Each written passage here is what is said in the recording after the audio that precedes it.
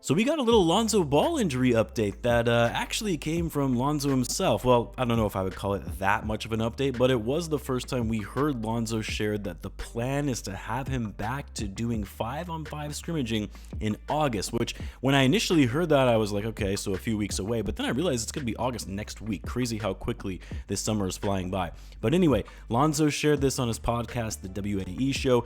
Love how every player has to have a podcast now, but in the latest episode, he mentioned that he's still looking forward to and expecting to play in the first game of the season, and how the real test will be when he plays 5-on-5 for the first time, playing full court, and that he would have a better update then. And yeah, I mean, as I've said before, call me when Zoe's playing 5-on-5 and he's doing so successfully without incident, then I'll actually start to get excited and believe that he's going to make a return. I will say though, he's been looking good in the various workout videos that have been shared online through Instagram and Twitter. He's moving well without the ball. He's able to cut and change directions a bit here and there, which is a big test to ensure that knee is right and getting stronger for full court in-game activity. His jump shot looks smooth, release looks good, but again, it's a whole different ball game when you're playing 5-on-5 against other NBA players and not just playing 1-on-1 with trainers and taking open jump shots. But with August right around the corner, we should have a clear understanding in the next couple weeks whether or not Lonzo is going to make a return to the court for the first time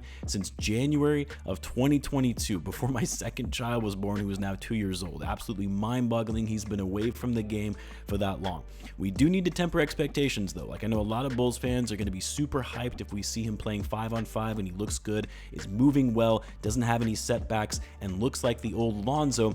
But you have to remember, this man hasn't played an NBA game in over 2.5 years, and for a good portion of that, he wasn't able to train, work out, so he's most certainly going to be rusty when he first gets back out there. If he gets back out there, I should say. And just like a lot of players who suffer major injuries that keep them out for an extended period of time, most of the time, not all the time, but most of the time, they're never able to come back as the same player. And we need to fully expect and anticipate that, one, there's still a possibility that he doesn't come back, but I'll be optimistic and say that he does. But if he does come back, he's not going to be the same Lonzo Ball we saw at the beginning of the 21-22 season. He's likely not going to have the same agility and speed like we used to see. He's probably not going to be able to move as well off the ball, and likely won't have the same leaping ability. That said, the good thing about Lonzo Ball and him coming back from this injury, unlike say someone like Derrick Rose after he tore his ACL, is his game doesn't rely as much on his athleticism. No matter how much his body gives out on him, he's never going to lose that high IQ and feel for the game when he's on the court. He's not going to lose his court vision in making the right basketball plays that impact winning like we saw him do before he got injured. That's never going to go away. He's always going to have that. And you would hope that his injuries aren't going to have that much of an impact on his shooting, which the Bulls so desperately missed his shooting after he went down with that injury. Man was shooting 42% on over 7 attempts per game, the best of his career. The Bulls could certainly use that again. Now, he may not be able to get to all of his spots as easily. He's probably not going to be as mobile and moving off the ball, like I mentioned, but his pure jump shot itself, you would hope, won't be impacted as much based on his knee injury. So I wouldn't necessarily compare it to the Derrick Rose comeback situation, although Rose's injury wasn't as significant and extensive as Lonzo's, but I wouldn't compare it to Rose because Lonzo was never really this high-flying, super athletic slasher to the hoop that relied so much on his athleticism to be great. Lonzo is much more dynamic and can still be effective even if his knees are never going to be the same again.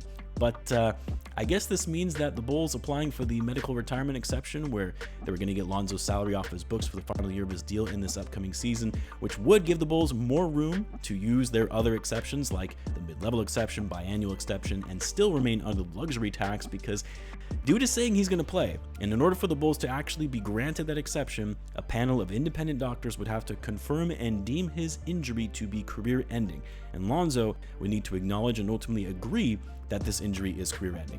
I really hope that doesn't end up being the case. Like, not even just speaking as a Bulls fan, or even if it means he's no longer with the Bulls and with another team, just hoping for Lonzo Ball and what he's had to go through to be able to make a return to the game that he loves and resume his career, even if it's at a limited capacity, I think would be for a great story and would be good for the Bulls going into next season.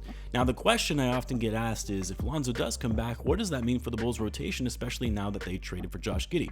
Would Lonzo start, come off the bench? How would he fit in, especially with a still crowded backcourt? Well, I can tell you one thing, Lonzo is definitely not going to be starting.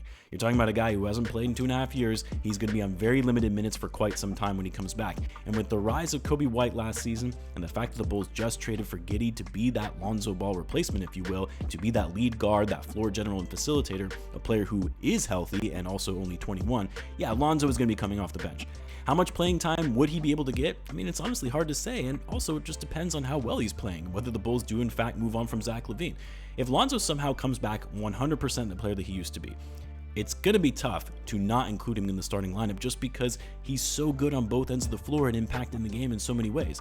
But it's such wishful thinking to think that he's going to come back 100%. And with Coby, Ayo, Giddey, Lavine, that's already 4 players ahead of him in the rotation. Don't forget Javon Carter. So yeah, I have a hard time seeing Lonzo getting that many minutes, but honestly, even just seeing him back on the court, playing 10 to 15 minutes is a big win for both the Bulls and for Lonzo himself. We'll soon enough know whether we can realistically expect him to be back and available on opening night. But anyway, let me know in the comments what you guys think on this latest update on Lonzo Ball. As always, be sure to subscribe, and I will see you in the next one.